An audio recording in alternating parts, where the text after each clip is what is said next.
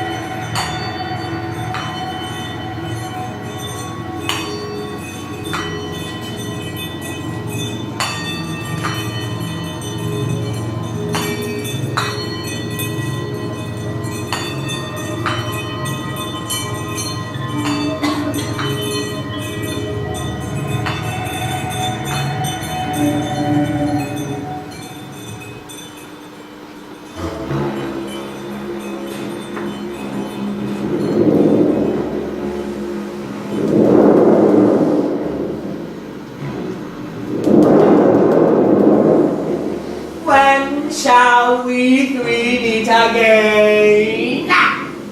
In thunder, lightning, or in rain? When the hurly-burly's done, when the battle's lost and won, that will be ere the set of sun. Where the place? Upon the heath, there to meet with Macbeth!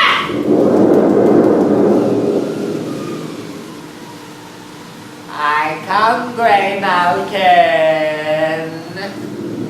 Halleck calls. Anon.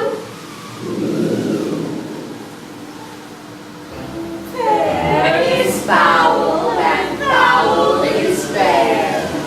Hover through the fog and fill the air.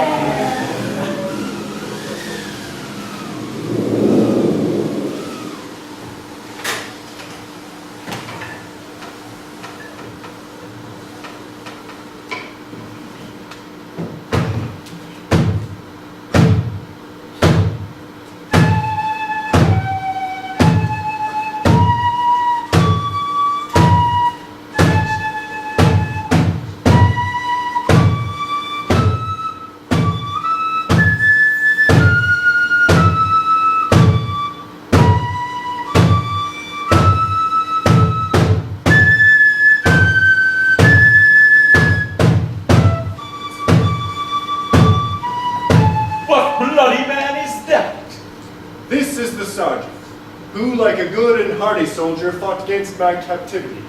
Hail, brave friend! Say to the king the knowledge of the broil as thou didst leave it. Doubtful it stood. The merciless MacDonald. Or they to be a rebel from the Western Isles? Kerns. Gallow glasses is supplied. Fortune, standard coral shone like a rebel's whore. But all's too weak for bravely death. Well he deserves that name.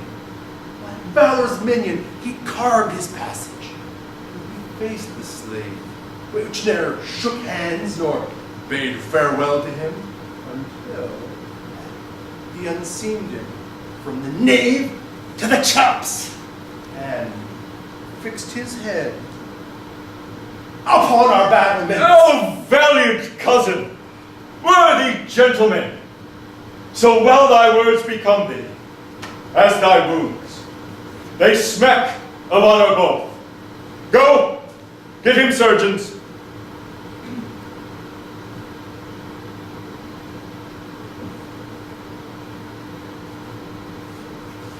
Who comes here? The worthy Thane of Ross. God save the king. Whence camest thou, worthy Thane? From Fife, great king, where that most disloyal traitor, the Thane of Cawdor, began a dismal conflict, till that Bologna's bridegroom, brave Macbeth, confronted him with self-comparisons. Point against point, rebellious arm against arm, curbing his lavish spirit, and to conclude, the victory fell on us. Great happiness! No more that Thane of Cawdor shall deceive our bosom interest. Go, pronounce his present death, and with his former title, greet Macbeth. I'll see it done. What he hath lost, noble Macbeth hath won.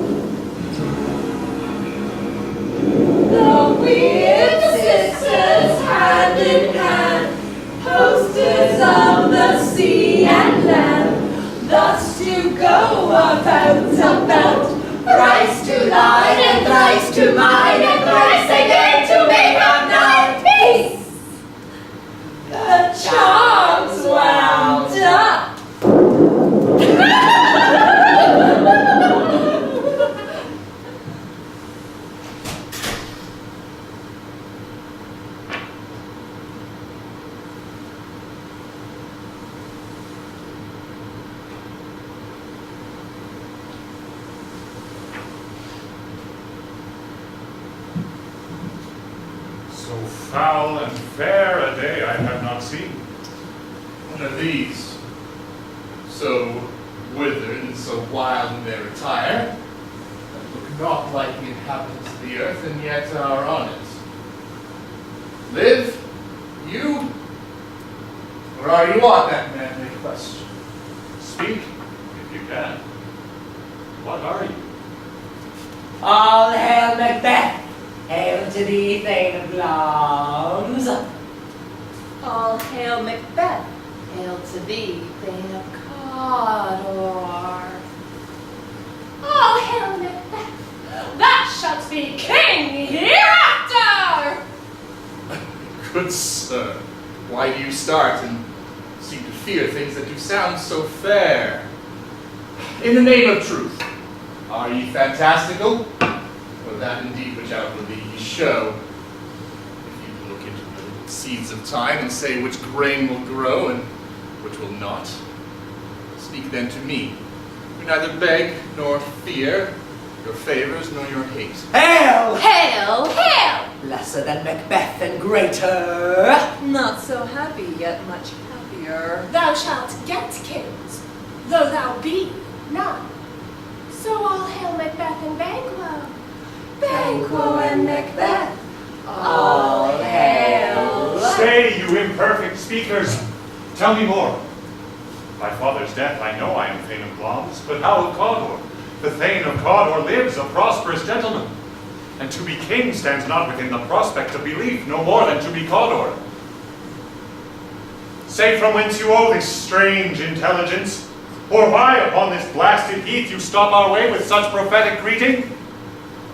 Speak, I charge you. Whither are they vanished? Into the air.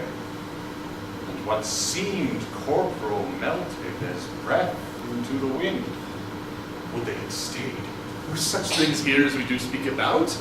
Or have we eaten on the insane root that takes the reason prisoner? Your children shall be kings. You shall be king. And Thane of Cawdor too, and did not To so. the self-same tune and words. Who's there?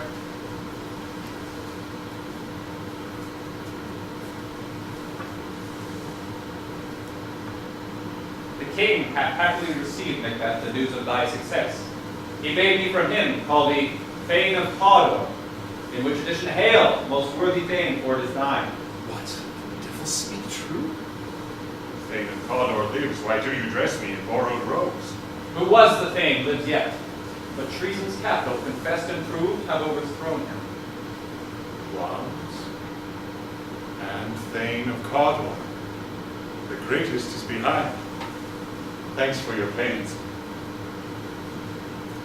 Do you not hope your children shall be kings when those that gave the Thane of Cawdor to me promised no less to them? That, trusted home, might yet enkindle you unto the crown, besides the Thane of Cawdor.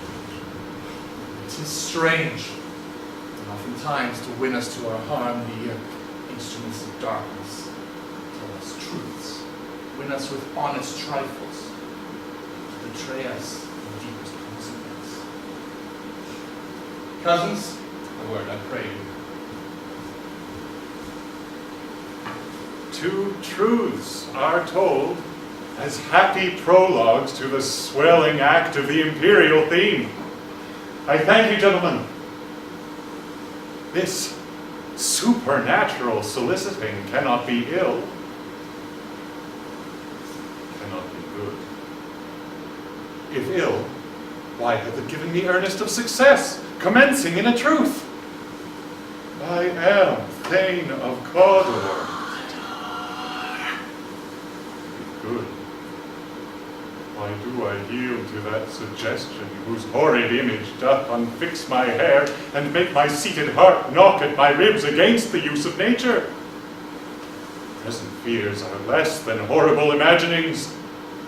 My thought, whose murder yet is but fantastical, shakes so my single state of man that function is smothered in surmise, and nothing is but what is not.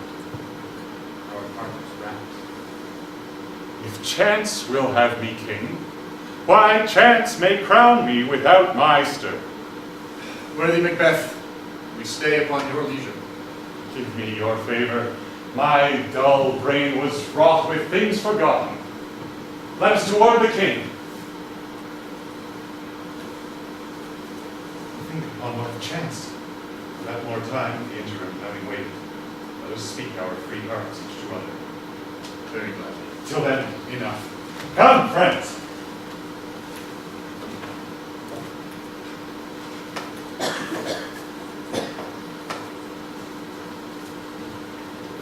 Hey!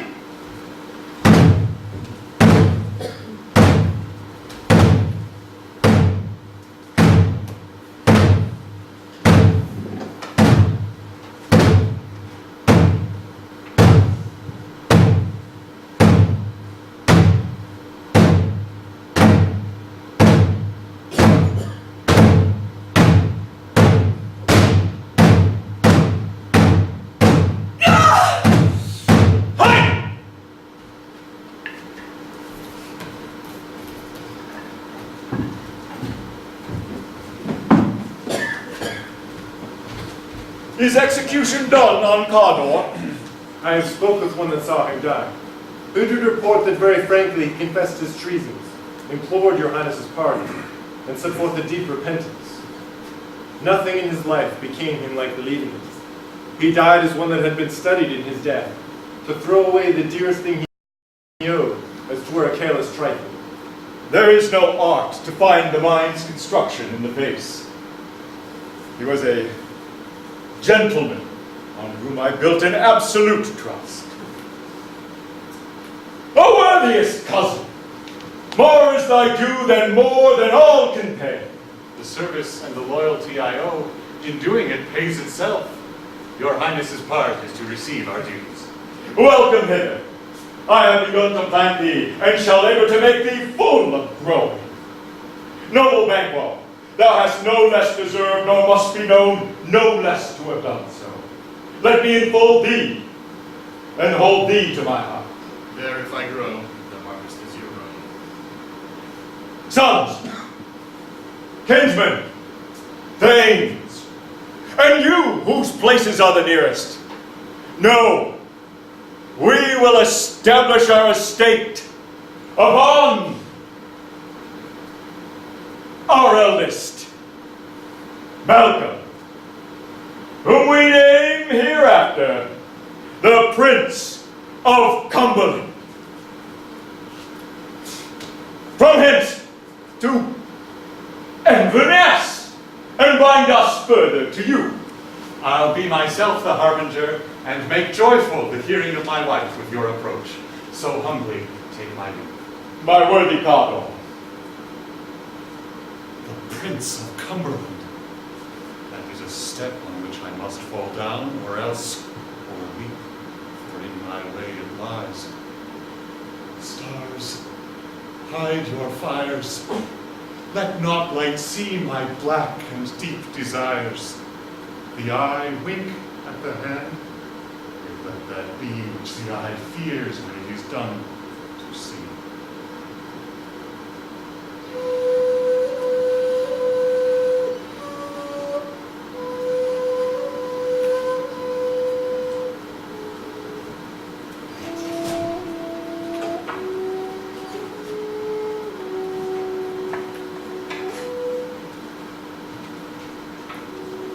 The day of success, and I have learned by the perfect's report, they have more in them than mortal knowledge. When I burnt a desire to question them further, they made themselves air, into which they vanished. While as I stood wrapped in wonder of it, came missives from the king, who all hailed me, Queen of Cumberland, by which title before these great sisters saluted me, and referred me to coming on a time of hail king that shall be. This have I thought good to deliver thee, my dearest partner of greatness, that thou mightst not lose the dues of rejoicing by being ignorant of what greatness is promised thee. Lay it to thy heart and farewell. Long said what? And coddle, and shalt be what thou art promised. Yet do I fear thy nature. It is too full of the milk of human kindness to catch the nearest way. Thou wouldst be great, art not without ambition, without ailments should attend thee. Hie thee hither, that I may pour my spirits in thine ear, and chastise with the valor of my tongue all that impedes thee from the golden ground, which fate and metaphysical aid doth seem to have thee crowned with all. What is your tidings? The king comes here tonight. Thou art mad to say it. Is not thy master with him? So please you, it is true, our thane is coming. If intending, he brings great news.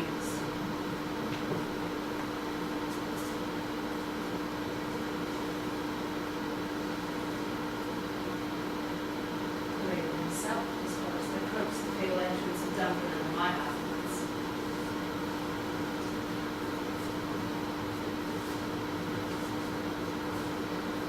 Come, you spirits that tend on mortal thoughts. Unsex me here, and fill me from the crown to the toe, top full of direst cruelty. Make thick my blood.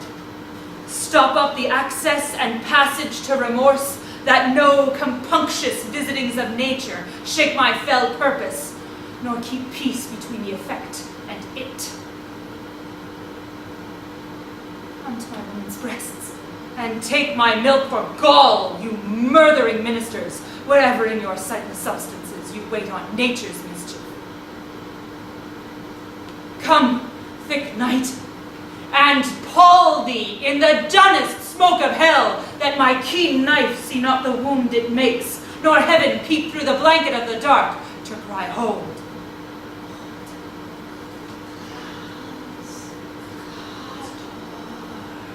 Great wrongs, worthy Cawdor, greater than both by the all-hail hereafter. Thy letters have transported me beyond this ignorant present, and I feel now the future in the instant. My dearest love. Duncan comes here tonight.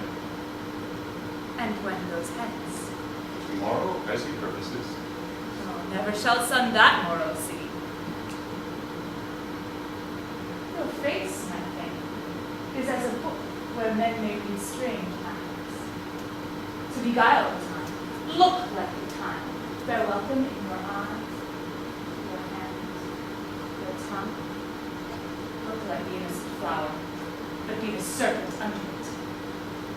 He that is coming must be provided for, and you shall put this night's great business into my dispatch, which shall to all our nights and days to come give soul sovereign strength and mastery.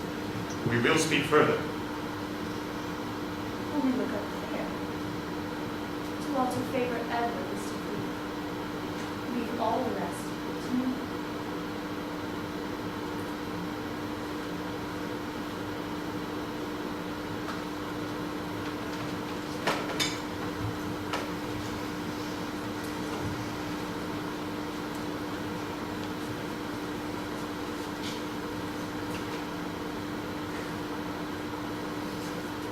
This castle hath a pleasant seat.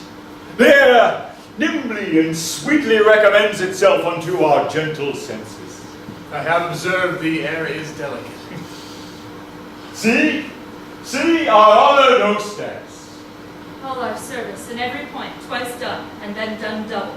Were poor and single business to contend against those honors deep and broad wherewith her majesty holds our house. But where's the Thane of Cawdor? We coursed him at the heels with the purpose to be his purveyor, but he rides well, and his great love sharp as his spur hath holpen him to his home before us.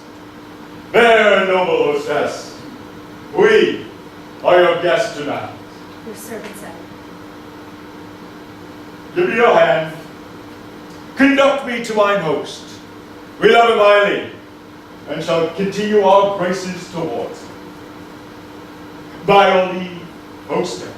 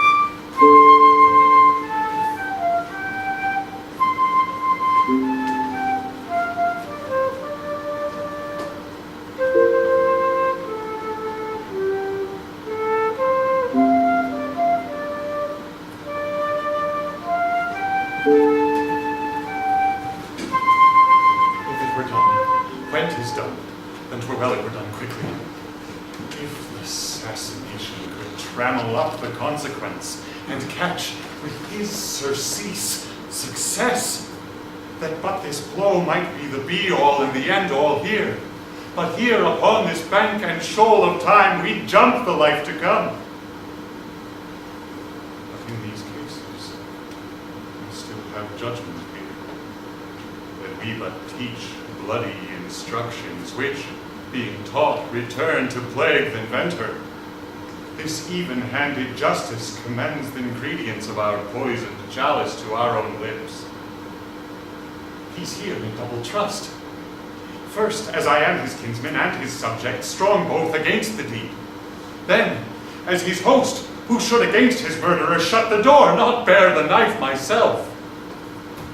Besides, this Duncan hath borne his faculties so meek, hath been so clear in his great office, that his virtues will plead like angels, trumpet-tongued against the deep damnation of his taking off. And flitting, like the naked newborn babes, striding the blast, or heaven's cherubim, horsed upon the sightless couriers of the air, shall blow the horrid deed in every eye, that tears shall drown the wind. I have no spur to prick the sides of my intent, but only vaulting ambition, which o'erleaps itself and falls on others. How now, what news? He is almost supped. Why have you left the chamber? Hath he asked for me? Know you not he has? We will proceed no further in his business.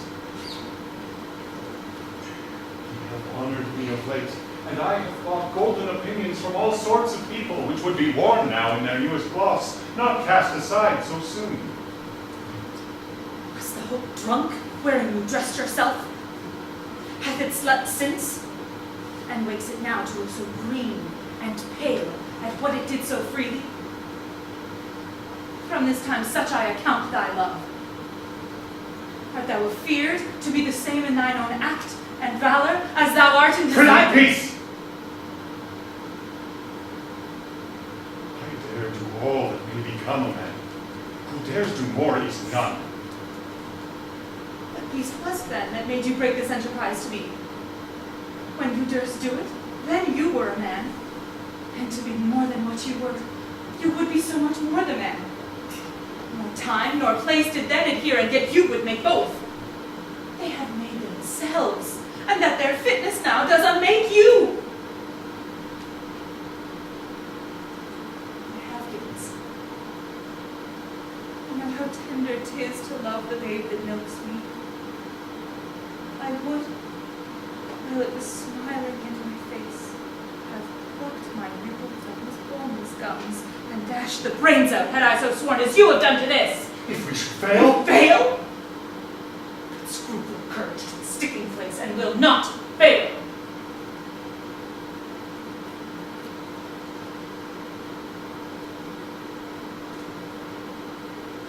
These 2 chambermaids will I with wine and wassail so convince.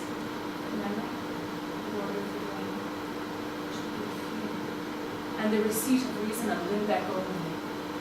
When in swinish sleep their drenched natures lies as in a death, what cannot you and I perform upon the unguarded Duncan? What not put upon his spongy officers, who shall bear the guilt of our great quell?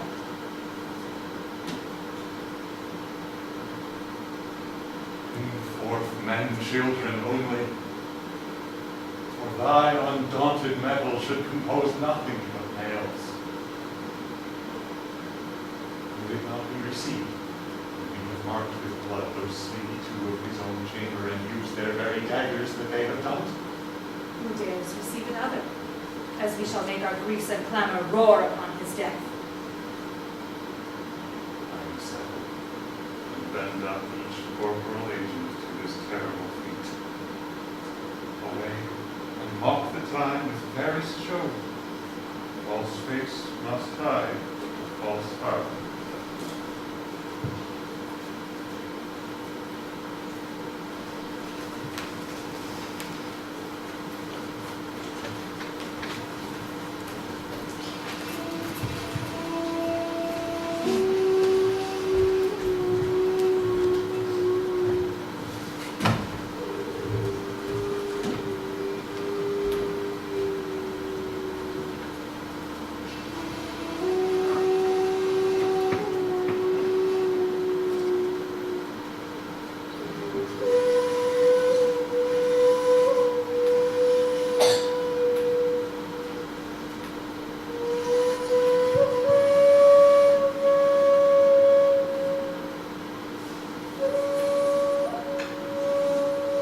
How goes the night, boy? Moon is down. Up of it. And she goes down at 12. Ticked his latest. Who's there? A friend. What, sir? Not yet at rest? The king's abed.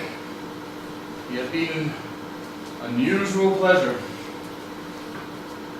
I dreamt last night of 3 weird sisters. To you, they have shown some truth. I think not of them. Yet when we had entreat an hour to serve, we would spend it in some words upon more business if you would grant the time. At your kindest pleasure. I shall be counseled. Good repose the while. Thanks, sir. Like to you.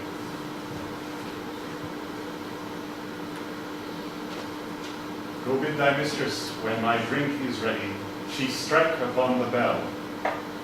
Get thee to bed.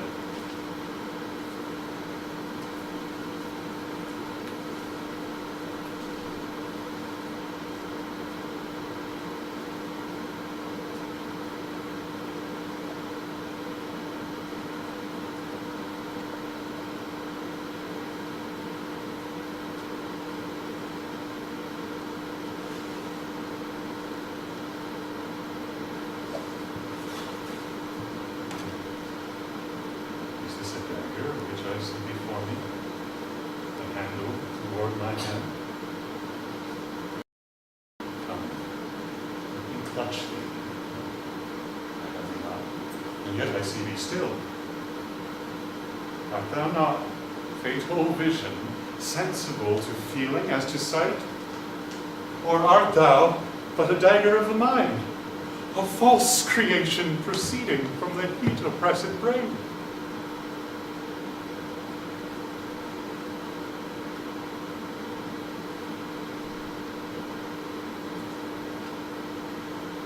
I see thee yet, in form as palpable as this which now I draw. Thou marshalst me the way that I was going, and such an instrument I was to use.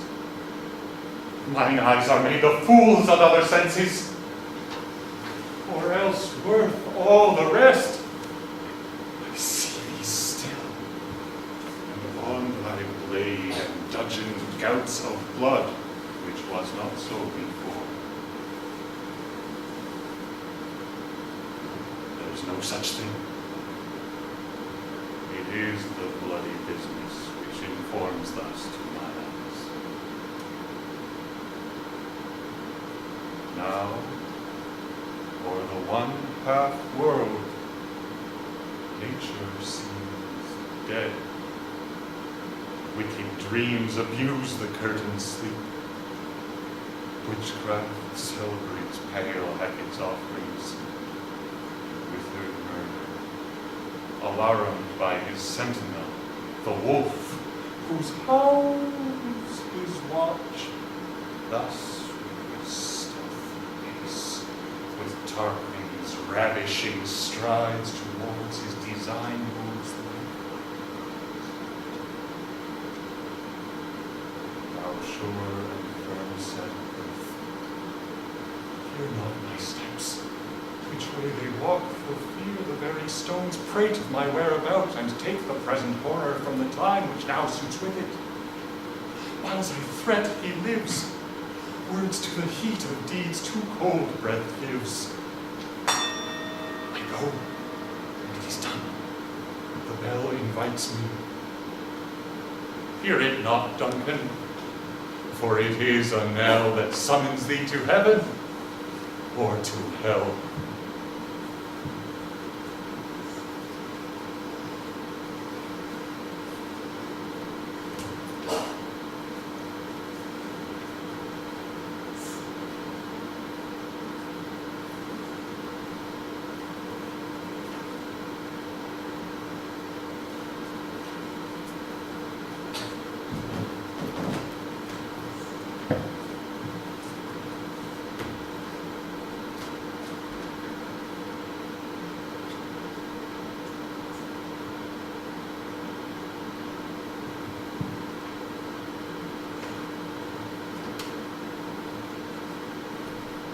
Which hath made them drunk, hath made me bold.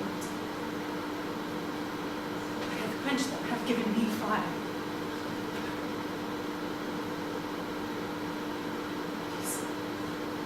It was the owl that shrieked, the fatal bell which gives the sternest good night.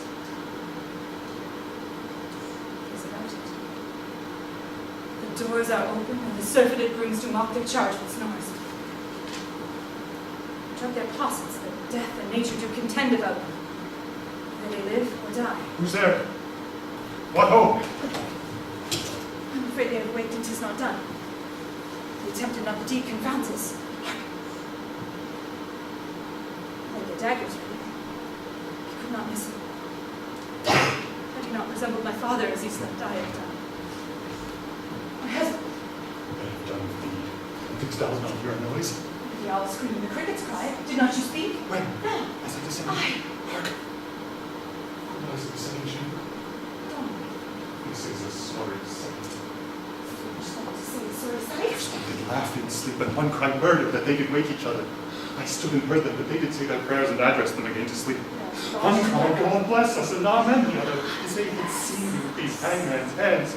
Listen, their fear, I could not say amen when they did say God bless us. But wherefore could not I pronounce amen? I had most need of blessing and amen stuck in my throat. Methought I heard a voice cry, sleep no more. Macbeth does murder sleep. The innocent sleep.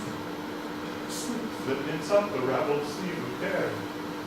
The death of each day's life. Sore labor's back. Balm of hurt minds, great nature's second course, chief nourisher in life's feast. Still it cried, sleep no more to all the house. Glamis hath murdered sleep, and therefore Cawdor shall sleep no more. Macbeth shall sleep no more. Was it that thus cried? My wicked thane, you do unbend your noble strength to think so great and sickly of things. Get some water and wash this filthy goodness from your hands. Why have you brought these daggers from the place? Who'll carry them? They must lie there.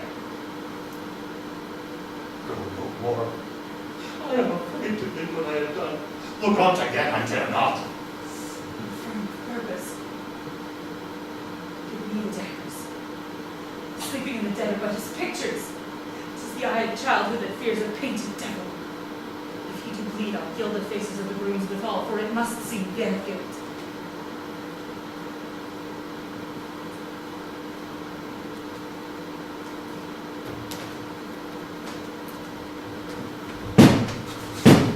Whence is that knocking?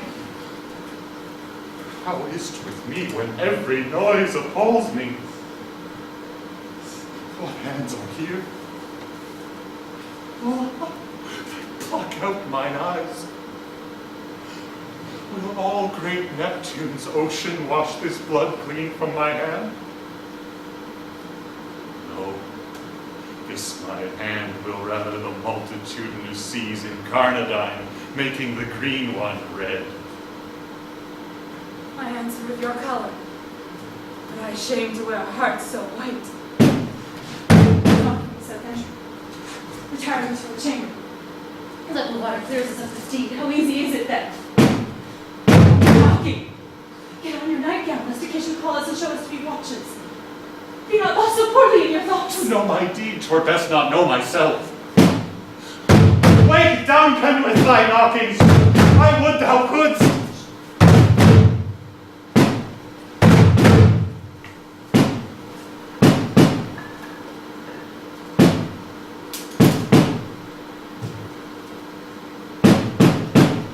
Here's a knocking indeed. A man reporter of Hellgate, he should have overturning the key. Anon! Anon!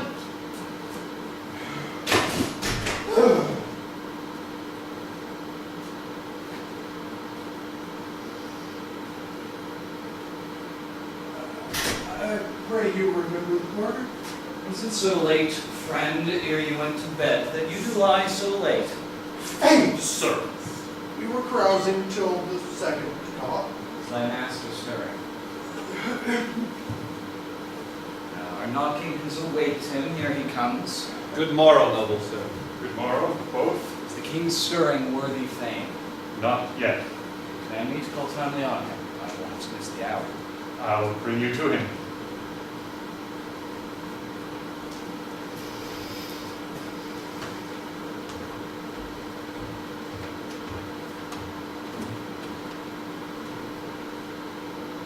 Goes the king hence today? He does. He did appoint so. The night has been unruly. Where we lay, our chimneys were blown down, and as they say, lamentings heard in the air, strange screams of death, and prophesying with accents terrible, of dire combustion and confused events, new hatch to the wakeful time. The obscure bird clamored the livelong night.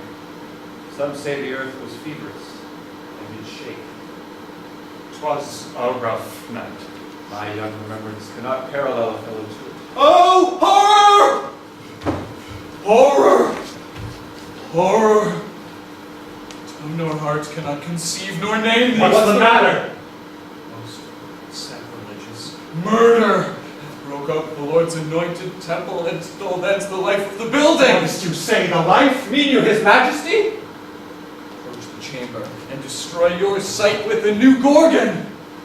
Do not bid me speak, see and then speak for yourselves! Awake. Awake. Ring the alarm bell! Murder and treason! Banquo and Donalbain, Malcolm, awake! Shake off this downy sleep, death's counterfeit, and look on death itself. Up, and see the great doom's image! Malcolm! Banquo! As from your graves rise up and walk like sprites to countenance this horror! Ring the bell! What's the business that such a hideous trumpet calls to parley with the sleepers of the house? Speak. Speak. Oh, gentle lady, it is not for you to hear what I could speak. A repetition in a woman's ear would murder as it fell. Oh, Banquo! Royal masters murdered. Oh, alas. What? In our house? Too cruel anywhere. I prithee, dear Duff, contradict thyself and say it is not so. Had I but died an hour before this chance, I had lived a blessed time. For from this instant there's nothing serious in mortality. All is but toys. Renown and grace is dead. What is amiss? You are, and do not note. The spring, the head, the fountain of your blood is stopped. The very source of it is stopped. Your royal fathers murdered. Oh, by whom? Those of his chamber, as it seemed, had done it. Their hands and faces were all badged with blood. So were their daggers, which, unwiped, we found upon their pillows. They stared and were distracted. No man's life was to be trusted. Oh, yet I do repent me of my fury that I did kill them. Wherefore did you so? Who can be wise, amazed, temperate, and furious, loyal and neutral in a moment? No man. The expedition of my violent love outrun the pause of reason. Here lay Duncan, his silver skin laced with his golden blood, and his gashed stabs looked like a breach in nature for ruin's wasteful entrance. There the murderers, steeped in the colors of their trade, their daggers unmannerly breached with gore. Who could refrain that had a heart to love, and in that heart courage to make love known? Help me henceforth. Look to the lady. Why do we hold our tongues? Then most may claim this argument for ours. What should be spoken here? Where our fates hidden in our hole? May Russians seize us! Let's away! Our tears are not yet brewed! Nor our strong sorrow upon the foot of motion. Look to the lady.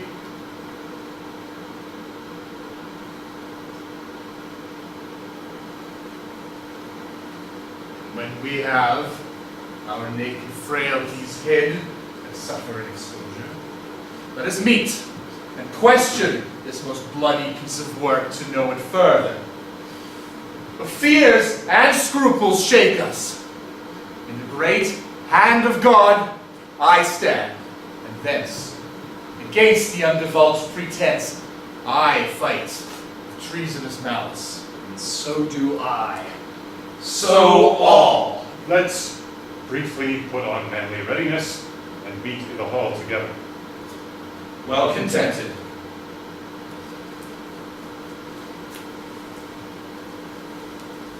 What will you do? Let's not consult with them. To show an unfelt sorrow is an office which the false man does easily. I'll to England. To Ireland and I, our separated fortune shall keep us both the safer than we are. These daggers and many smiles, nearer blood, and nearer bloody. Therefore to horse. And let us not be dainty of leave taking, but shift away. There's warrant in that theft which steals itself when there's no mercy left.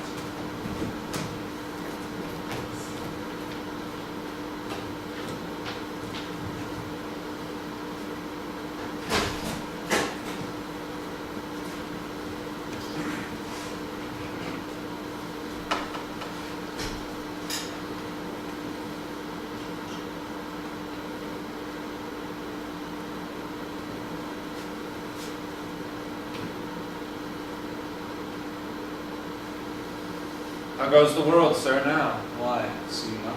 Is it known who did this more than bloody deed? Who is that Macbeth hath slain? Alas the day. What good could they pretend? They were suborned. Malcolm and Donalbain, the king's two sons, are stolen away and fled, which puts upon them suspicion of the deed. Then 'tis most like the sovereignty will fall upon Macbeth. It's already named, begun to scum to be invested. Will you to Scone?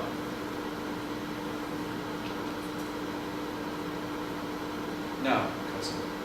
I'll to Fife. Well, I will thither. Well, may you see things well done there. Adieu. Lest our old road sit easier than our new.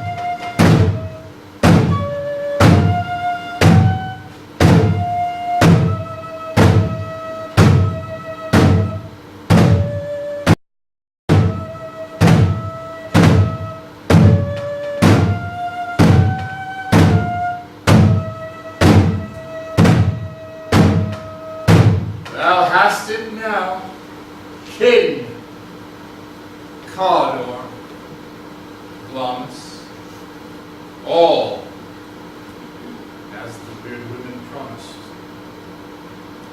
I fear thou tastes most foul foods. Yet, it was said, it should not stand in thy posterity, but that myself should be the root and father of many kings, if there come truth from them. As upon thee, Macbeth, their speeches shine. Why, by the verities on thee made good, may they not be my oracles as well, and set me up?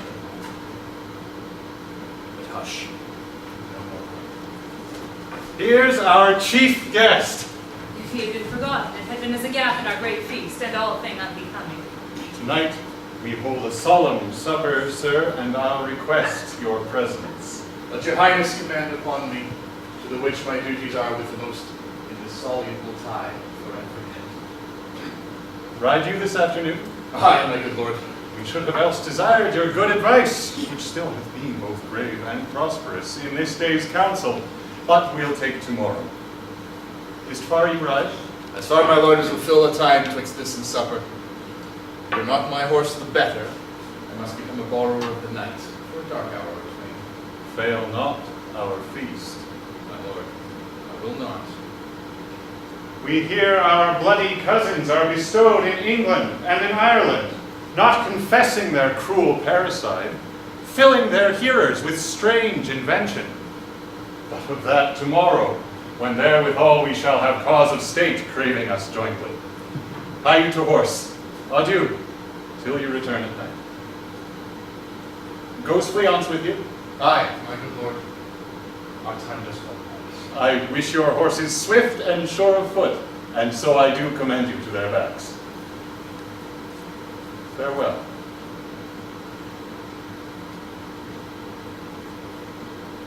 Let every man be master of his time till 7 at night. To make society the sweeter welcome, we will keep ourselves till supper time alone. While then, God be with you.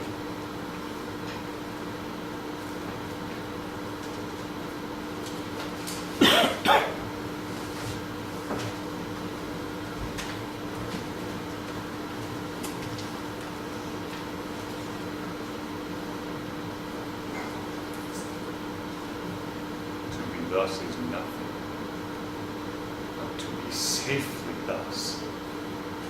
Our fears in Banquo stick deep, and in his royalty of nature reigns that which would be feared. He chid the sisters when first they put the name of king upon me, and bade them speak to him. Then prophet-like, they hailed him father to a line of kings. Upon my head they placed a fruitless crown, and put a barren scepter in my gripe, thence to be wrenched with an unlineal hand, no son of mine succeeding. If to be so, for Banquo's issue have I filed my mind. For them, the gracious Duncan have I murdered, to make them kings, the seeds of Banquo kings. Rather than so, come, fate, into the list, and champion me to the utterance. Who's there? Now go to the door and say that it will be called.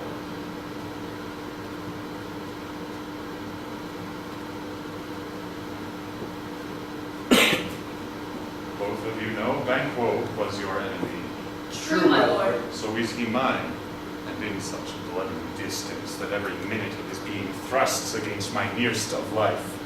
And though I could, with bare-faced power, sweep him from my sight and bid my will avouch it, yet I must not. For certain friends that are both his and mine, whose loves I may not drum, but wail his fall, who I myself struck down. And thence it is that I to your assistance do make love, masking the business from the common eye for sundry weighty reasons. We shall, my lord, perform what you command us. Your spirits shine through you.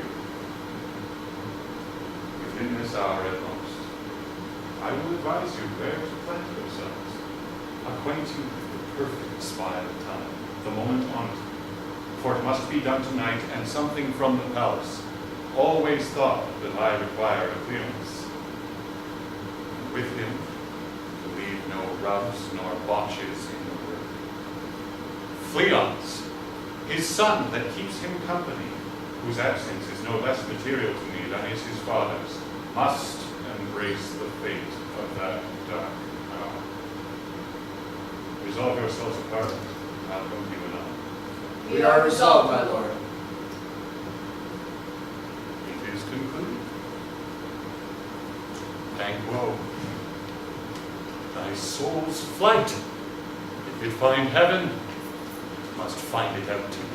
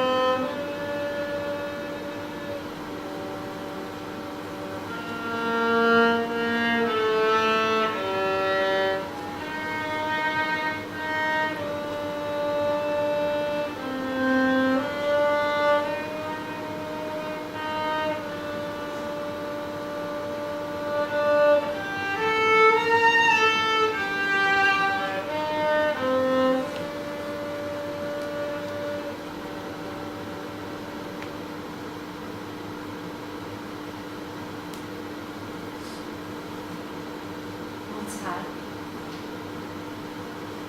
All is spent. Where our desire is got without content, 'tis safer to be that which we destroy than by destruction dwell in doubtful joy.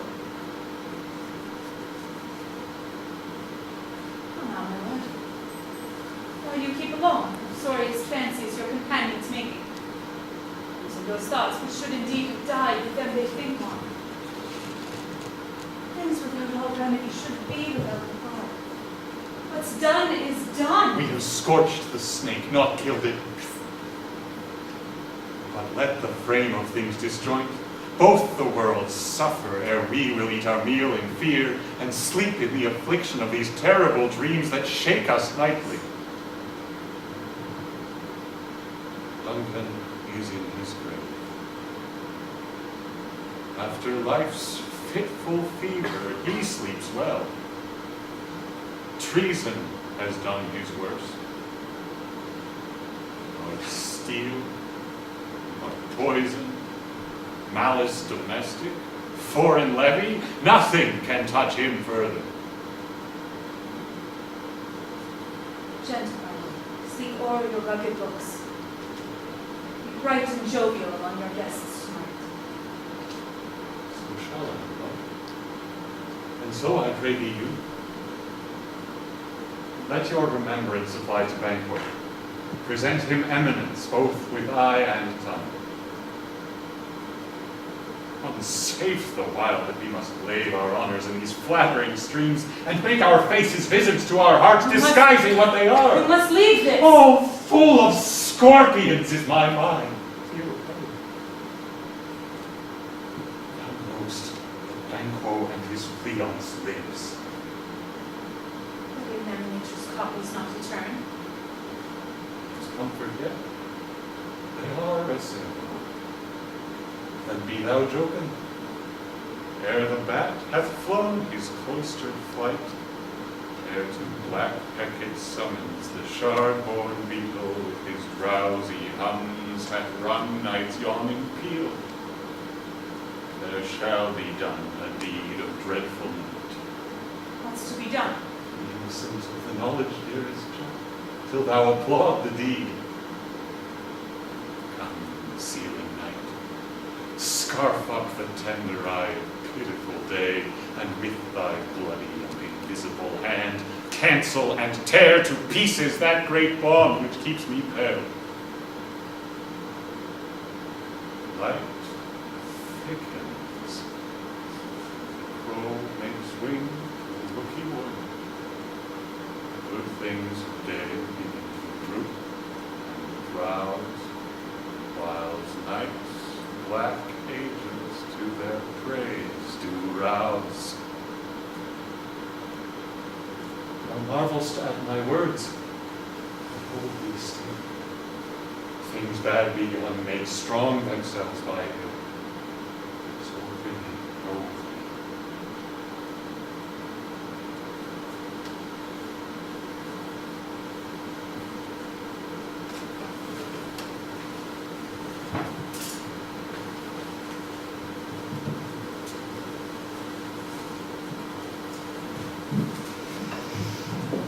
Who did bid thee join us? Macbeth. He needs not our mistrust, since he delivers our offices and what we have to do to a direction just. Then stand with us. The west yet glimmers with some streaks of day. Now spurs the lated traveler pace to gain the timely end, and your approaches the subject of our watch. Hark! I hear horses. Give us a light there, ho! Then 'tis he. The rest that are within the note of expectation already are in the courts. His horses go about almost a mile. What he does usually, so all men do, from hence to the palace gate, make it their walk. A light! A light! 'Tis he! Stand to it. It will be raining tonight. Let it come down! Treachery! Flag with Cleons! Fly!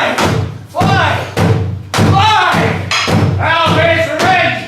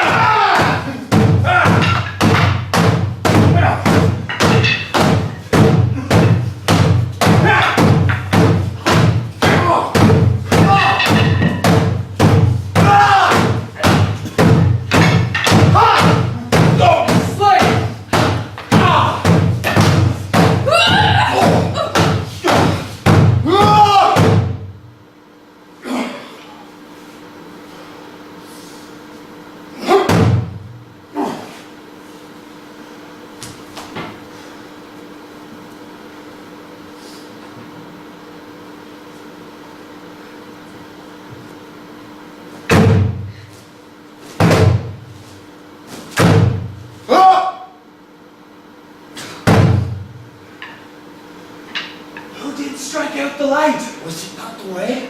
There's but one down. The sun is fled. We have lost best half of our fare. Well, let's away and say how much is done.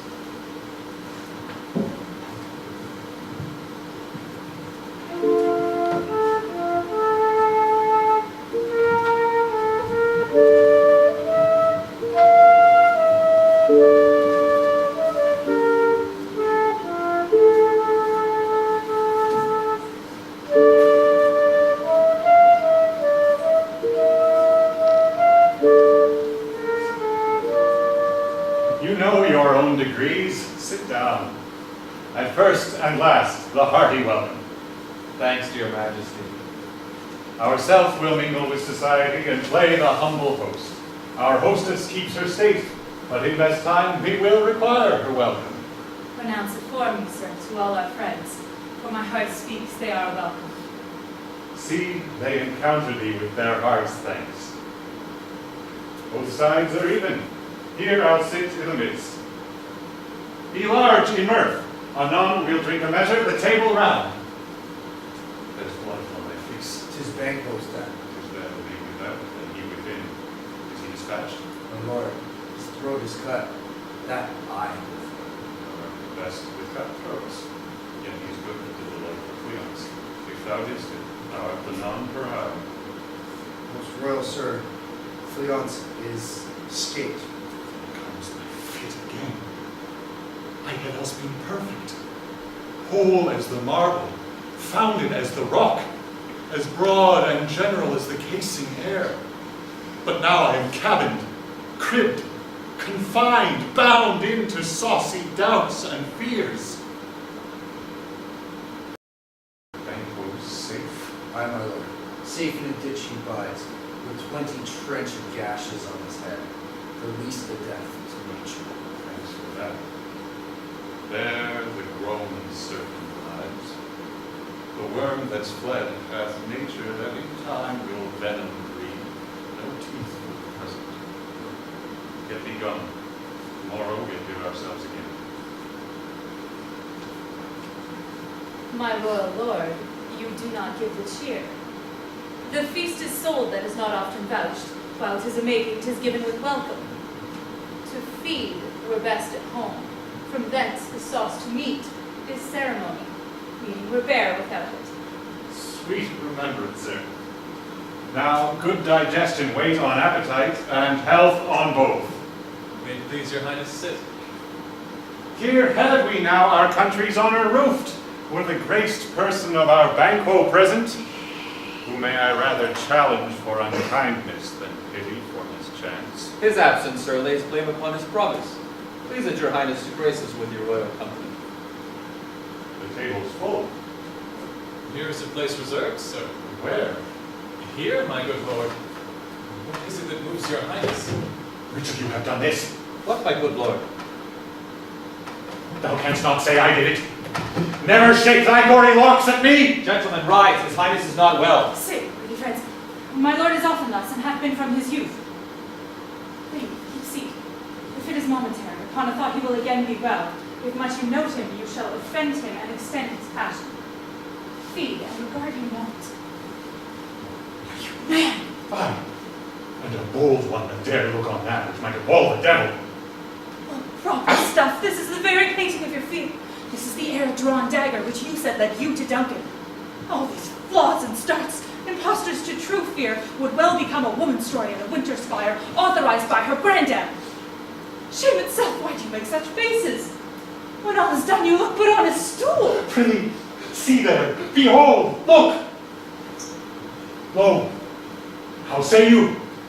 Why, what care I, if thou canst gnaw and speak too? If charnel houses and our graves must send those that we bury back, our monuments shall be the maws of kites. Quite unmanned in folly. I stand here, I saw him. Fire, shame. The golden tower, Cuban statue purged the gentle wheel. I and since 2 murders have been performed, too terrible for the ear. Time has been that when the brains were out, the man would die, and there an end. And now they rise again with 20 mortal murders on their crowns, and push us from our stools. This is more strange than such a murder is. The Lord, your worthy friends, do lack you. Forget. Do not muse at me, my most worthy friends. I have a strange infirmity, which is nothing to those that know me. Come, love and health to all, then I'll sit down. Give me some wine. Fill full. I drink to the general joy of the whole table, and to our dear friend Banquo, whom we miss. Would he were here. To all and him we thirst, and all to all. Our duties and the pledge. Avaunt, and quit my sight! Let the earth hide thee! Thy bones are marrowless, thy blood is cold. Thou hast no speculation in those eyes which thou dost glare with. I think this appears but as a thing of custom to some other, only it spoils the pleasure of the time. What man dare, I dare. Approach thou like the rugged Russian bear, the armed rhinoceros or the hurricane tiger, and take any shape but that, and my firm nerves shall never tremble. We'll be alive again, and dare me to the desert with thy sword. If trembling I inhabit, then protest me, the baby of a girl. Hence, horrible shadow! Unreal mockery, hence! Why, so? Being gone, I am a man again. Pray you sit still. You have displaced the mirth, broke the good meeting with most admired disorder. And such things be and overcome us like a summer's cloud without our special wonder? You make me strange even to the disposition that I owe, but now I think you can behold such sights and keep the natural ruby of your cheeks, when mine is blanched with fear. What sights, my lord? I pray you speak not. It grows worse and worse. Question enrages him. At once, good night. Stand not upon the order of your going, but go at once. Good night, and better health attend his majesty. Okay, good night to all.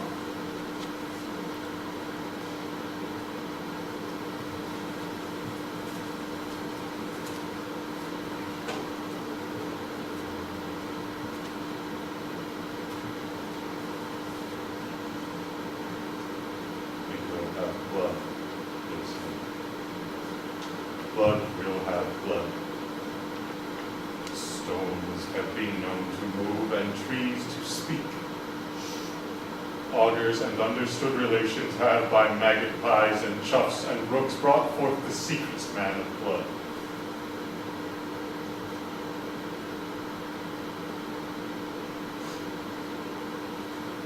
What is the name? Almost spells good morning. Which is which?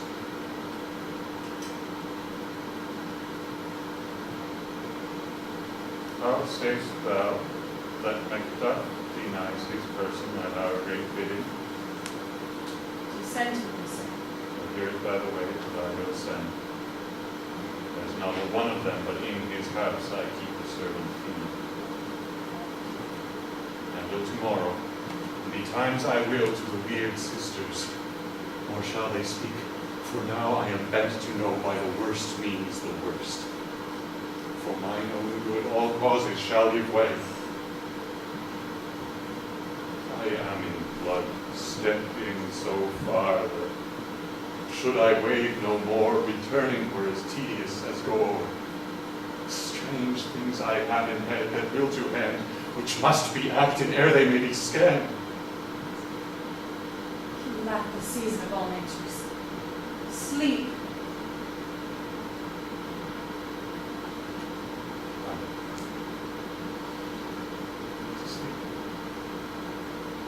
My strange and self-abuse is the initiate fear that wants hard use. We are yet but young to be.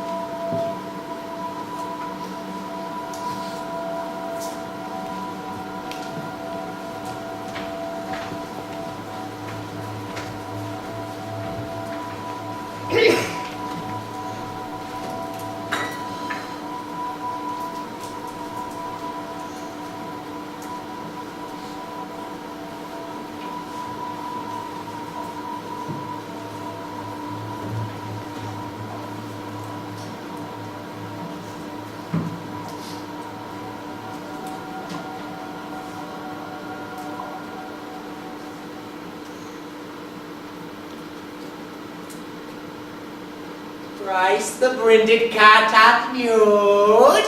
Thrice and once the hedge pig whined. Hark your cries. 'Tis time. 'Tis time.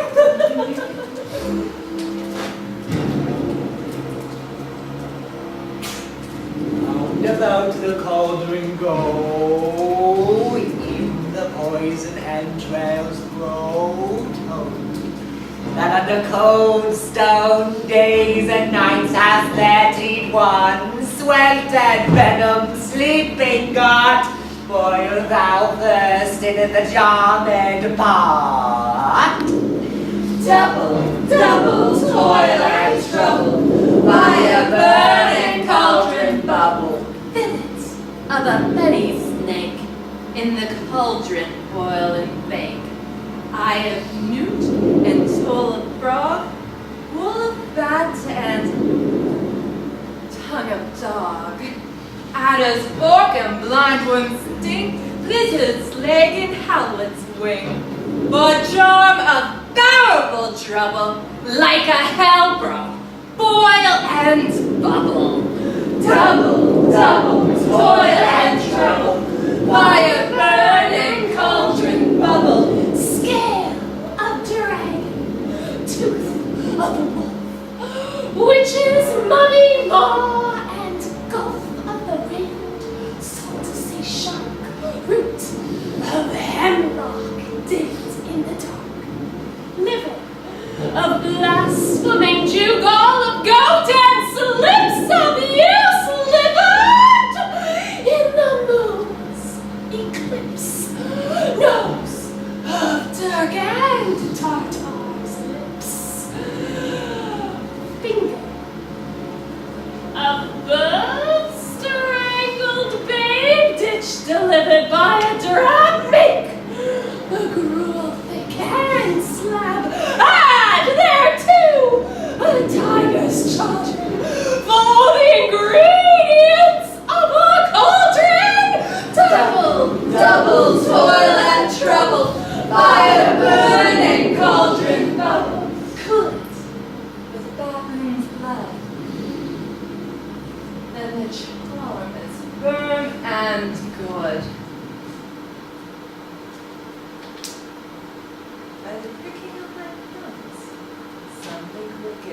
way comes. Open knocks, whoever knocks. Oh, now, you secret black and midnight hags. What is't you do? A deed without a name. I conjure you, by that which you profess, however you come to know it, answer me to what I ask you. Speak. Demand real Answer. Say if thou hast rather hear it from our house or from our masters. Call him. Let me see him. Mourn Sow's blood, that hath eaten her ninth arrow. Grease that sweated from the murderer's gibbet, throw into the flame. Come high or low, thyself in office deathly show. Tell me, thou unknown power. He knows thy thought. Let his speech but say thou not. Macbeth! Macbeth! Macbeth! Beware, Macduff. Beware the Thane of Fife. Dismiss me. Enough! Whatever thou art, for thy good caution, thanks. Thou hast harped my fear aright. But one word more. He will not be commanded. Here's another more potent than the first.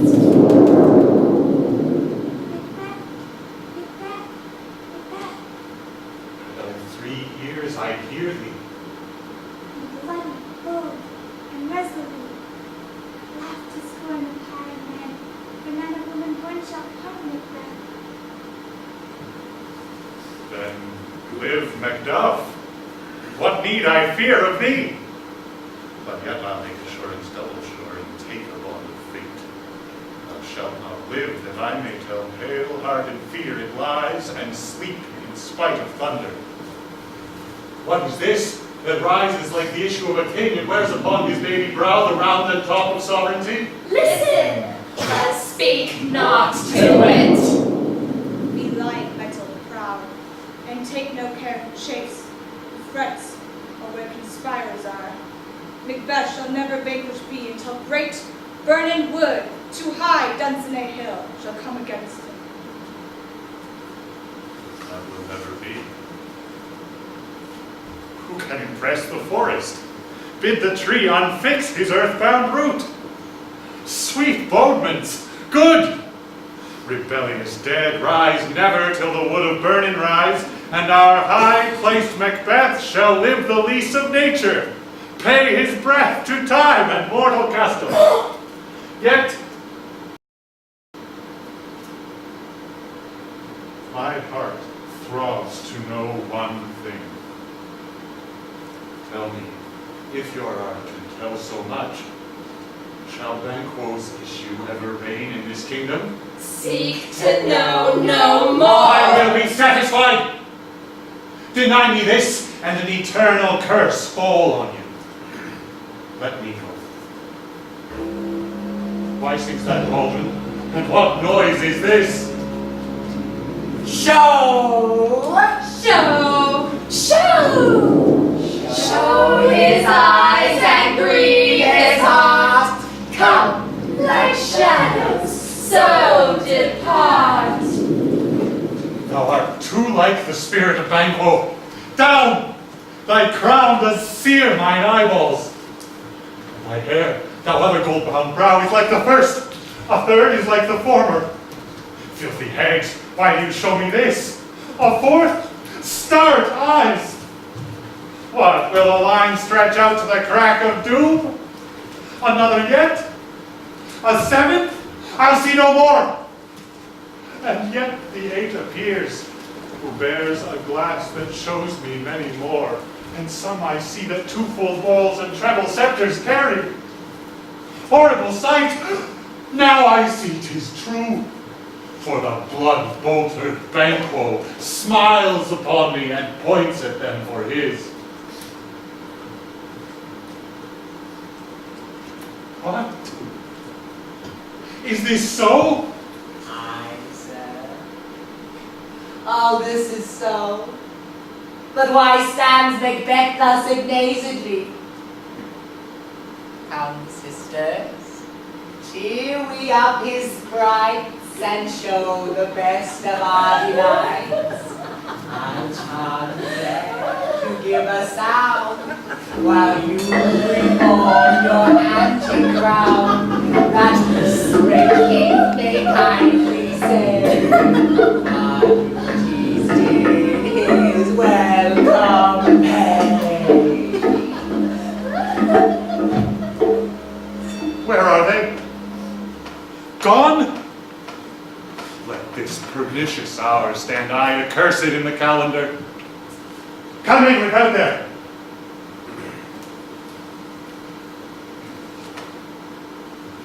What is your grace's will? Saw you the weird sisters? No, my lord. Came they not by you? No, indeed, my lord. Infected be the air whereon they ride, and damned all those that trust them. I can hear the galloping of horse. Who was came by? 'Tis 2 or 3 that bring your word. Macduff is fled to England. Fled to England. Aye, my good lord. Time. Thou anticipatest my dread exploits. The flighty purpose never is o'ertook unless the deed go with it. From this moment, the very firstlings of my heart shall be the firstlings of my hand. And even now, to crown my thoughts with acts, be it thought and done. Castle of Macduff I will surprise, seize upon Fife, give to the edge of the sword his wife, his babes, and all unfortunate souls that trace him in his line. No boasting like a fool. This deed I'll do before this purpose cool. But no more sights. Where are these gentlemen? Come bring me where they are.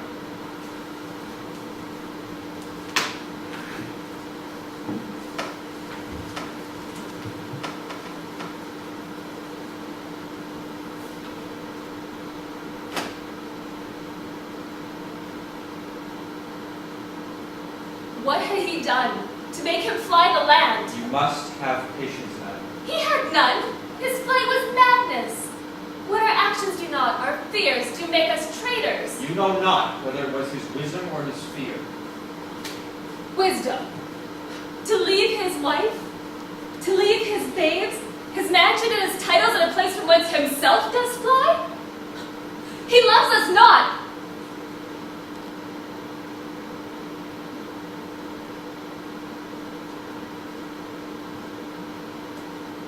He wants the natural touch. For the poor wren, the most diminutive of birds, will fight her young in the nest against the owl. All is the fear, and nothing is the love, as little as the wisdom when his flight so runs against all reason. Years to cut. I pray you school yourself. But for your husband, he is noble, wise, judicious, and best knows the fits of the season. I cannot speak much further, but cruel are the times when we are traitors and do not know ourselves. When we hold rumor from what we fear, yet know not what we fear, but float upon a wild and violent sea each way and move. Take her.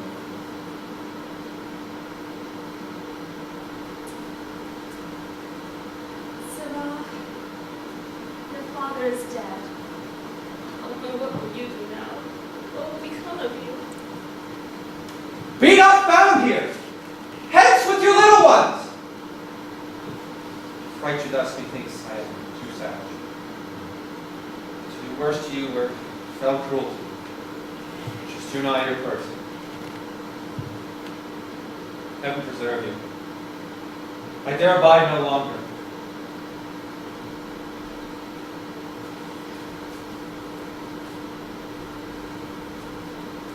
And whither shall I fly? I have done no harm! But I remember now. I'm in this earthly world, where to do harm is often laudable, and to do good accounted dangerous folly. Why then, alas, do I put forth that womanly defense, to say that I have done no harm? What these faces. Where is your husband? I hope in no place so unsanctified that such as thou may find him. He's a traitor. Thou liest, thou shaggy villain! What did you eat?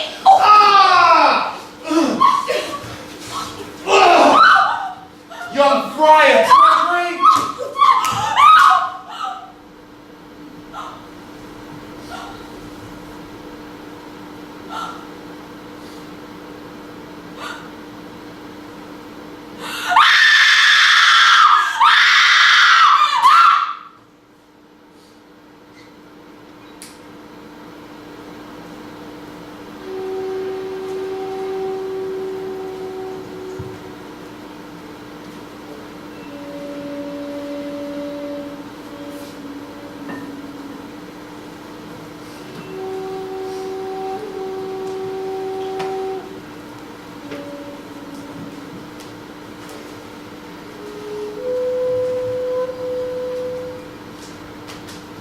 Let us seek out some desolate shade, and there weep our sad bosoms empty. Let's rather hold fast the mortal sword, and like good men bestride our downfall birthdom. Each new morn, new widows howl, new orphans cry, new sorrows strike heaven on the face. Maybe so, perchance. This tyrant, whose sole name blisters our tongues, was once thought honest. You have loved him well. He hath not touched you yet. I am young, but something you may discern of him through me, and wisdom to offer up a weak, poor, innocent lamb to appease an angry God. I am not treacherous. But Macbeth is. I've lost my hopes. Perchance even there where I did find my doubts. Why in that bronze left you wife and child? Those precious motives, those strong knots of love without leave taking. I pray you, let not my jealousies be your dishonors, but mine own safeties. Leave, poor country. Great tyranny, lay thou thy basis sure, for goodness dare not check thee. Wear thou thy wrongs, the title is afeared. Very well. Let it not be the villanette of things, for the whole space that's in the tyrant's grasp, and the rich east to boot. Be not offended, and speak not as an absolute fear. I think our country sinks beneath the yoke. It weeps, it bleeds, and each new day gashes at it to her wounds. I think withal there would be hands uplifted in my right, and here from gracious England have I offer of goodly thousands. But for all this, when I shall tread upon the tyrant's head, or wear it on my sword, yet shall my country have more vices than it had before, more suffer in more sundry ways than ever by him that shall succeed. What should he be? It is myself, I mean, in whom I know all the particulars of vice so grafted that, when they shall be opened, black Macbeth shall seem as pure as snow, and the poor state esteem him as a lamb, being compared with my confinements harms. Not in the legions of horrid hell can come a devil more damned in evils to top Macbeth. I grant him bloody, luxurious, avaricious, false, deceitful, sudden, malicious smacking of every sin that has a name. But there's no bottom, none, in my voluptuousness. Your wives, your daughters, your matrons, and your maids could not fill up the cistern of my lust. Boundless intemperance in nature is a tyranny. It hath been the untimely emptying of the happy throne and fall of many kings. But fear not yet to take upon you what is yours. You may convey your pleasures in a spacious plenty, yet seem cold the time you may so hoodwink. We have willing dames enough. With this there grows in my most ill-composed affection such a staunchless avarice that, were I king, I should cut off the nobles for their lands, desire his jewels in this other's house, and my more having would be as a sauce to make me hunger more. But do not fear, Scotland hath foisons to fill up your will of your mere own. All these are portable, with other graces weighed. But I have none. Nay, had I power, I should pour the sweet milk of concord into hell, uproar the universal peace, confound all unity on earth! If such a one be fit to govern, speak, I am as I have spoken. Fit to govern, now not to live. Fare thee well. These evils thou repeat'st upon thyself have banished me from Scotland. Oh, my breast, thy hope ends here. Macduff, this noble passion, child of integrity, have from my soul wiped the black scruples, reconciled my thoughts to thy good truth and honor. I am yet unknown to woman, never was forsworn, scarcely have coveted what was mine own, at no time broke my faith, would not betray the devil to his fellow, and delight no less in truth than life. What I am truly is thine and my poor country's to command, whither indeed before thy hair approach, old Seward with 10,000 warlike men, all ready at a point was setting forth.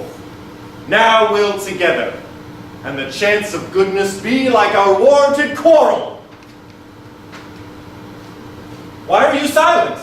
Such welcome and unwelcome things at once, 'tis hard to reconcile. Oh, see who comes here, my ever gentle cousin. Welcome hither.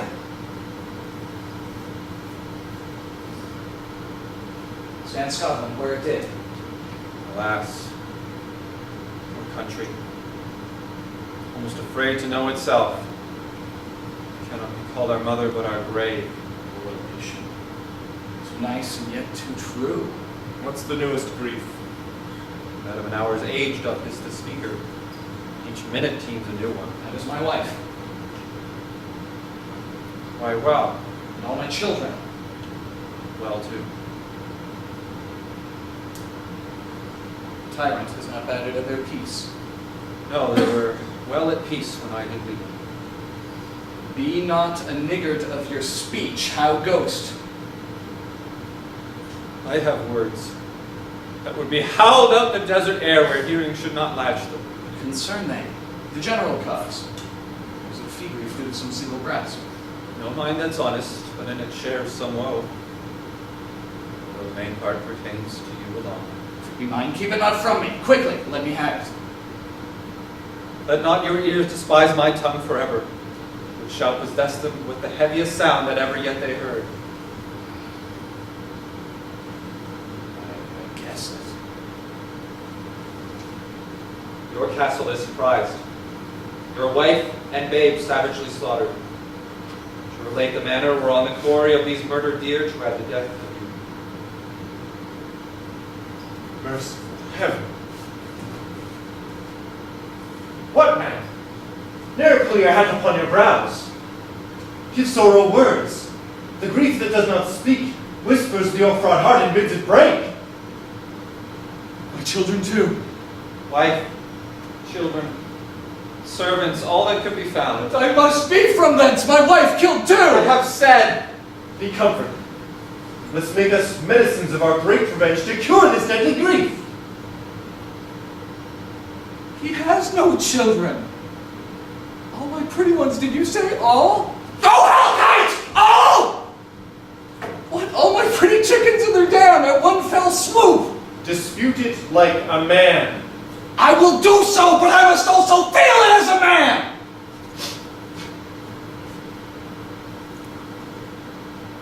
I cannot but remember such things were that were most precious to me.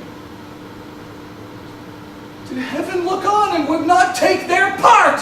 Oh, sinful Macduff, they were all struck for thee! Not that I am, not for their own demerits, but for mine! Fell slaughter up in souls.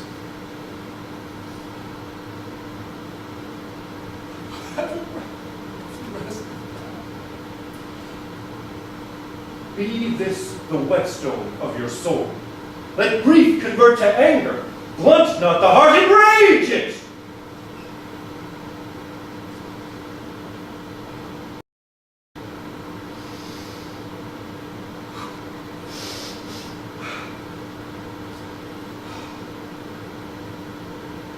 With my eyes.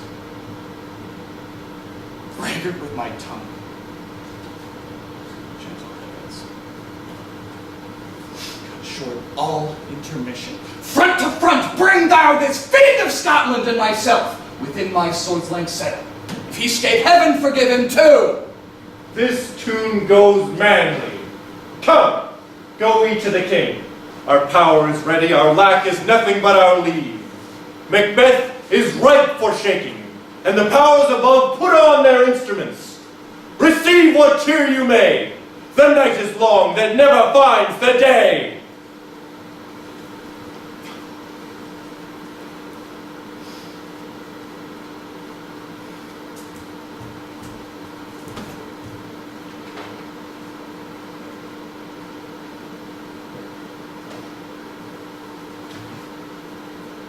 Since His Majesty went into the field, I have seen her rise from her bed, throw her nightgown upon her, unlock her closet, take forth paper, fold it, write upon it, read it, afterwards seal it, and again return to bed.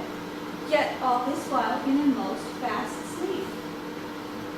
In this slumbery agitation, besides her walking and other actual performances, what at any time have you heard her say?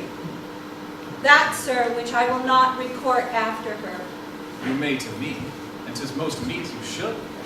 Neither to you nor anyone, having no witness to confirm my speech. Lo you, here she comes.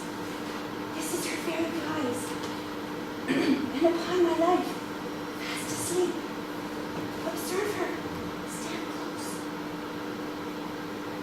You see her eyes are open. Aye, the sense are shut. What is it she does now? Look how she rubs her hands. It is an accustomed action with her, to seem thus washing her hands. I have known her continue in this quarter of an hour. Here's a spot. Oh, she speaks. Out, spot, out, I say. 1, 2. And then it's time to do it. Hell is murky. Fine, my lord, fine. A soldier in fear? What need we fear, who knows it, when none can call our power to account? You would have thought your man would have had so much pleasure. If ain't if I've had a wife. Where is she now? No more now. You mar all with this starting. Go to. You have known what you should not. She has spoke what she should not. I am sure of that. Heaven knows what she has known. Here's the smell of the blood still. Will all the perfumes of radiance not sweeten this little hand? Oh. Oh. Oh. What a sigh is there.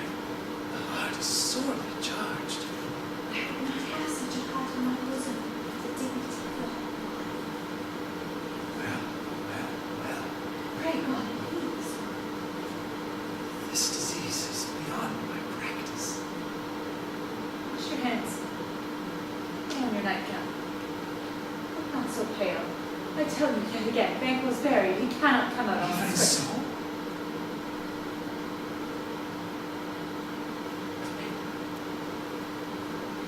To bed, there's knocking at the gate.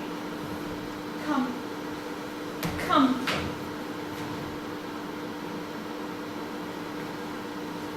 Come, give me your hand. This stone cannot be undone.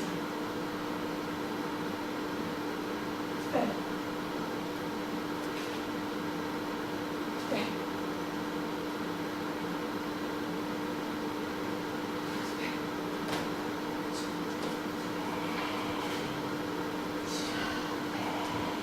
Will she go now to bed? Directly.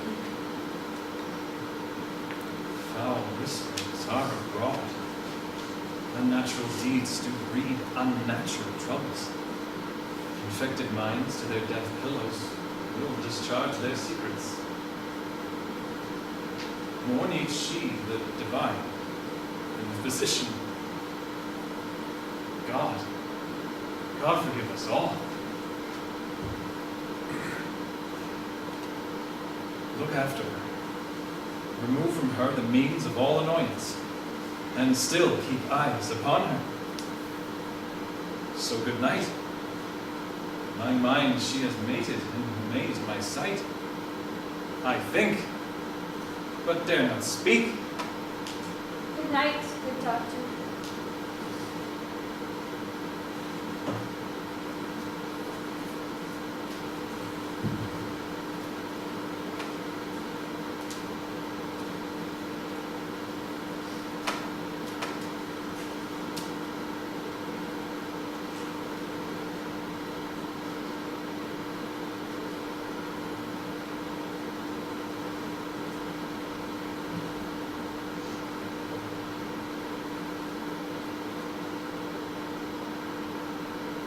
The English power is near, led on by Malcolm and the good Macduff.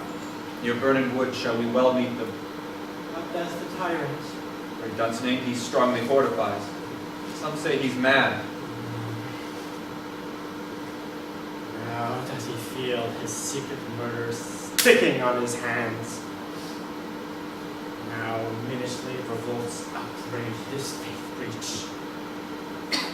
Those he commands move only in command, nothing in love. Now does he feel his title hang loose about him like a giant's robe, a dwarfish fifth. Make we our march towards Vernon.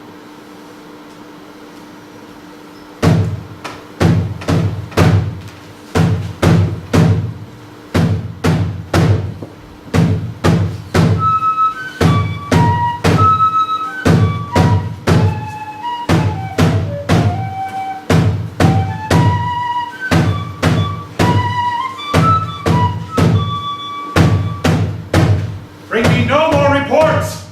Let them fly, all.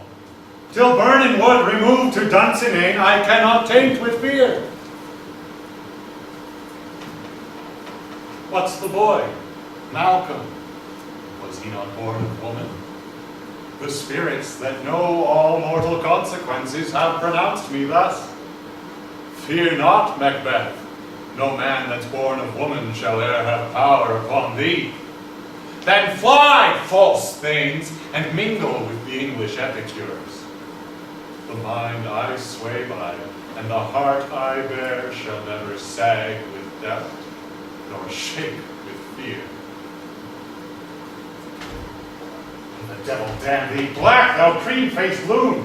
Where gotst thou that goose look? There is 10,000. Geese, villain? Soldiers, sir. Go prick thy face and overread thy fear, thou lily-livered boy. What soldiers, Patch? Never thou sold those linen cheeks of thine counselors to fear. What soldiers, Wayface? The English force, so please you. Take thy face hence. Seat him! Sick of heart. Seat him, I say! This push will cheer me ever or deceit me now. I have lived long enough. My way of life is fallen into the sear, the yellow leaf, and that which should accompany old age, as honor, love, obedience, troops of friends I must not look to have, but in their stead, curses, not loud but deep, mouth honor, breath which the poor heart would fain deny and dare not. Seated! What is your grace's will? What news more? All is confirmed, my lord, which was reported. I'll fight till from my bones my flesh be hacked. Give me my armor. Tis not needed yet. I'll put it on. Send out more horses. Stir the country round. Hang those that talk of fear. Give me mine armor. How does your patient, doctor? Not so sick, my lord. She is troubled with thick coming fancies that keep her from her rest. Cure her of that. Canst thou not minister to a mind diseased, and with some sweet oblivious antidote, cleanse the stuffed bosom of that perilous stuff which weighs upon the heart? Therein the patient must minister to himself. Visit to the dogs, I'll none of it. Come, put mine armor on. Give me my staff. See him send out. Doctor, the thanes fly from me. Come, sir, dispatch! If thou couldst, doctor, cast the water of my wound, find her disease and purge it to a sound and pristine health. I will not be afraid of death and bane, till burning forest come to Dunsinane. Were I from Dunsinane away and clear, profit again should hardly draw me here.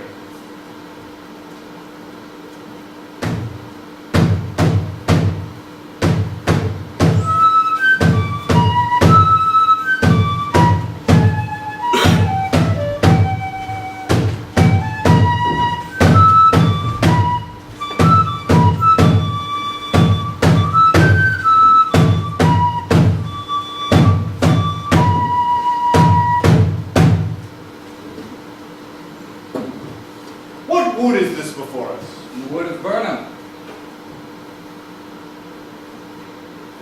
Let every soldier hew him down a bough, and bear it before him. Thereby shall we shadow the numbers of our host, and make discovery ere in report of us. It shall be done. Time approaches that will with due decision make us know what we shall say we have and what we owe. Advance the war!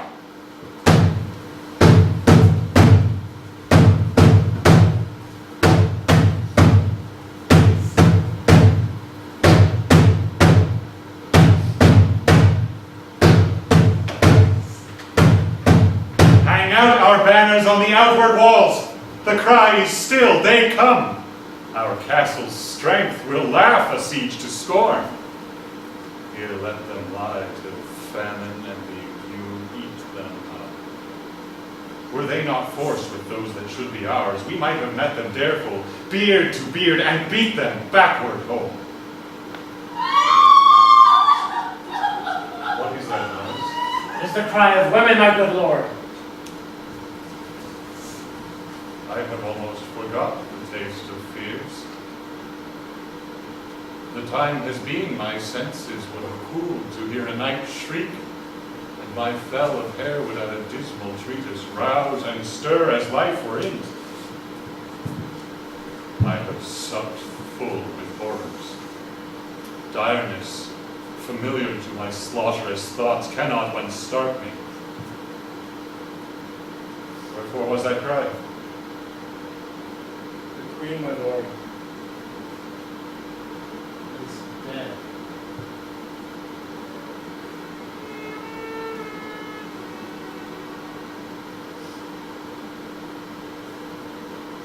She should have died hereafter. There would have been a time for such a word. Tomorrow.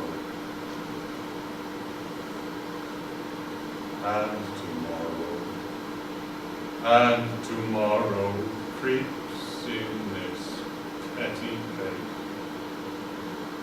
from day to day, to the last syllable of recorded time. And all our yesterdays have lighted fools the way to dusty death.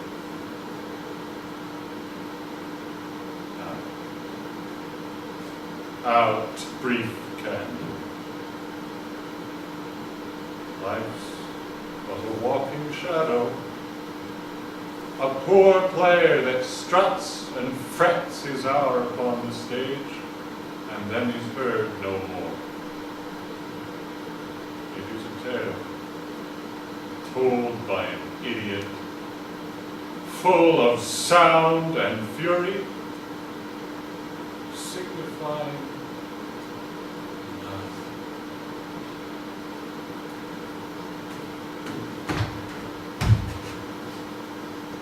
Thou comest to use thy tongue, thy story quickly.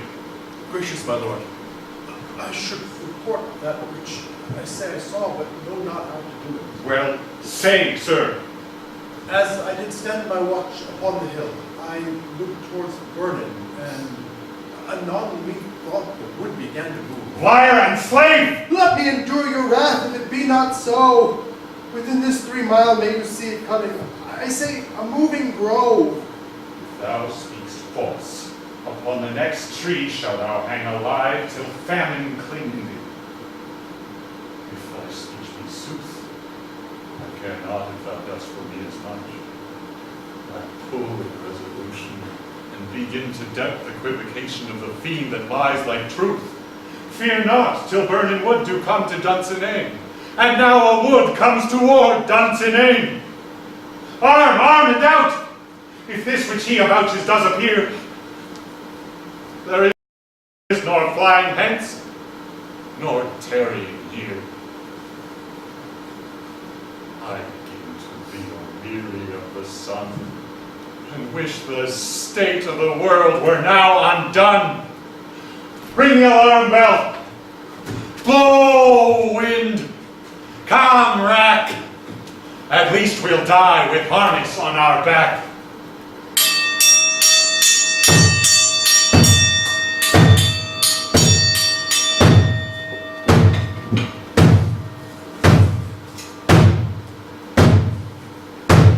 Now near enough. Your levy screams throw down, and show like those you are.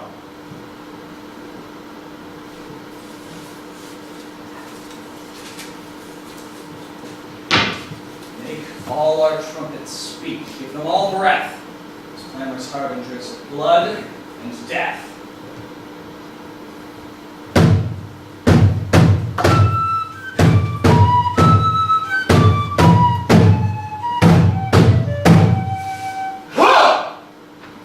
Tied me to a stake. I cannot fly, but bear-like I must fight the course. What's he that was not born of woman? Such a one am I to fear, or none.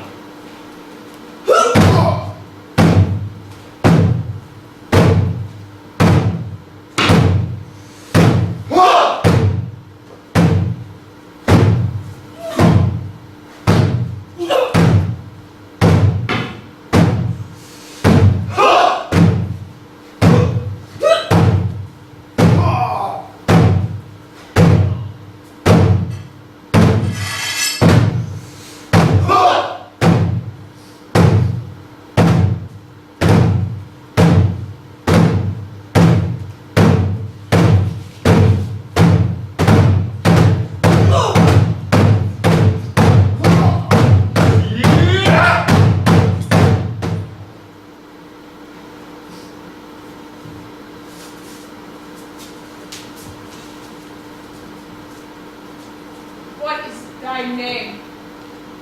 Thou be afraid to hear it.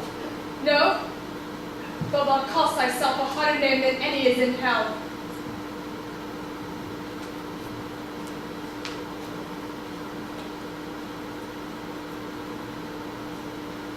My name's Macbeth. Devil himself cannot pronounce the title more hateful to mine ear. No, nor more fearful. Thou liest! Abhorrent tyrant! My sword will prove the lie thou speakst!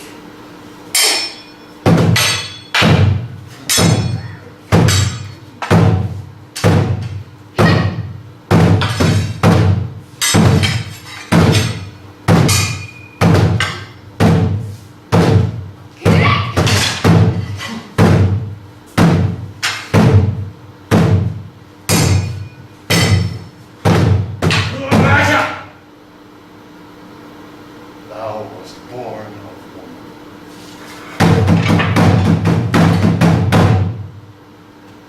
But swords I smile at. Weapons laugh to scorn, brandished by man that's of a woman born. That way the noise is? Tyrant! Show thy face!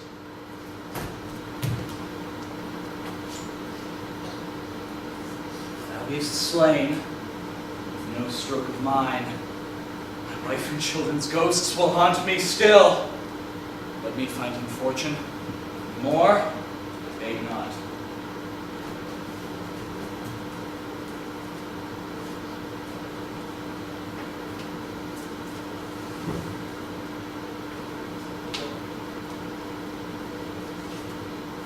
Why should I play the Roman fool and die on mine own sword, whiles I see lives the gashes do better upon them? Turn, hellhound, turn. Of all men else I have avoided thee, but get thee back. My soul is too much charged with blood of thine already. I have no words. My voice is in my sword, thou bloodier villain than terms can give thee out.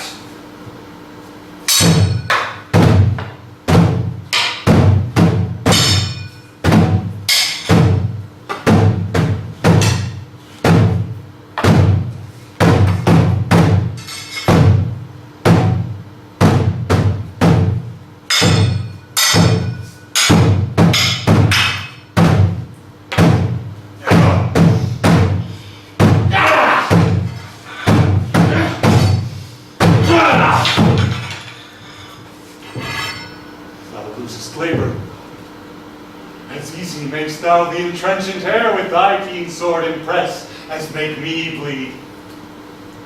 Let fall thy blade on vulnerable crests. I bear a charmed life which must not yield to one of woman born. Despair thy charm, till the angel whom thou still hast served, Macbeth, was from his mother's womb untimely ripped. Accursed be that tongue that tells me so. For it hath cowed my better part of man. And be these juggling fiends no more believed that palter with us in a double sense, that keep the word of promise to our ear and break it to our hope. I'll not fight with thee. Then yield thee, coward, and live to be the showing gaze of the time.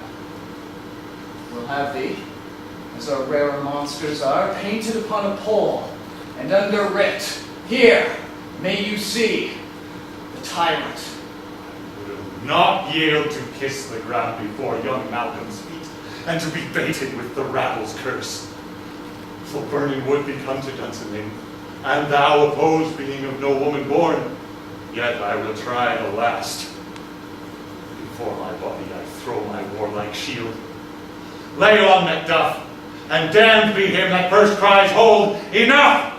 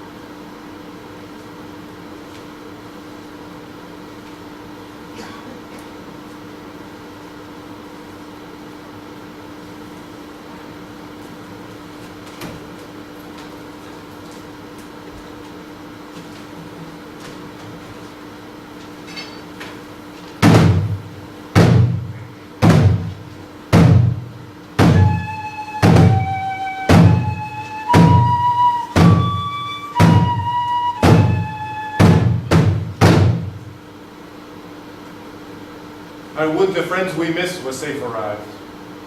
Hail, King, for so thou art. Behold, where stands the usurper's cursed head. Time is free. See thee compassed with thy kingdom's pearl. Speak my salutation in their minds, whose voices I desire aloud with mine. Hail, King of Scotland! Hail, King of Scotland!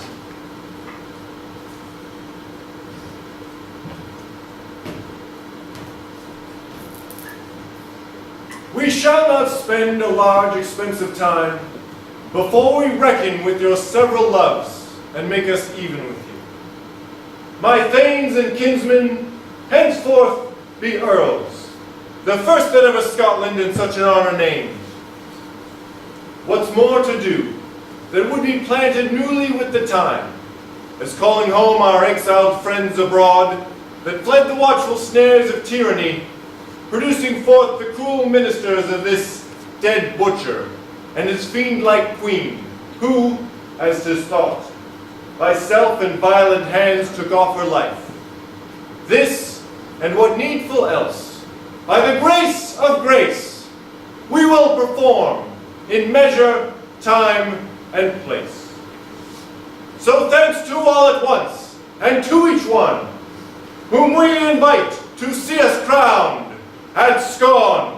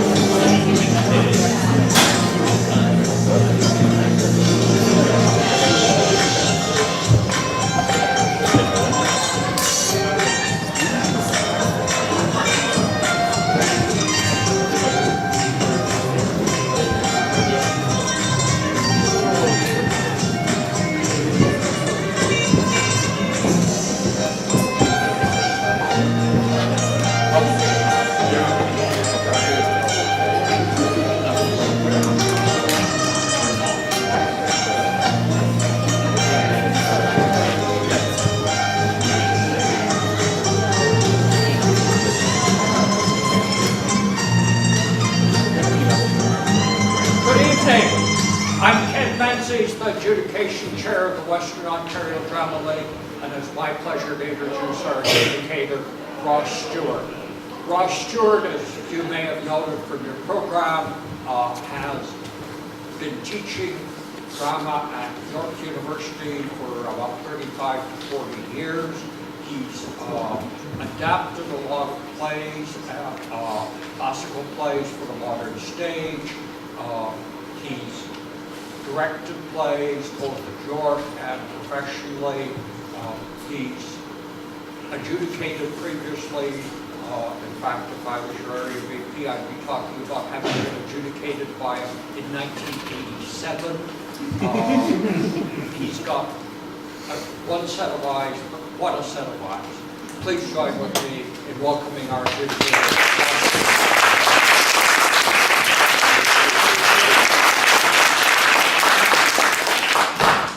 I have to say I was 6 at the time.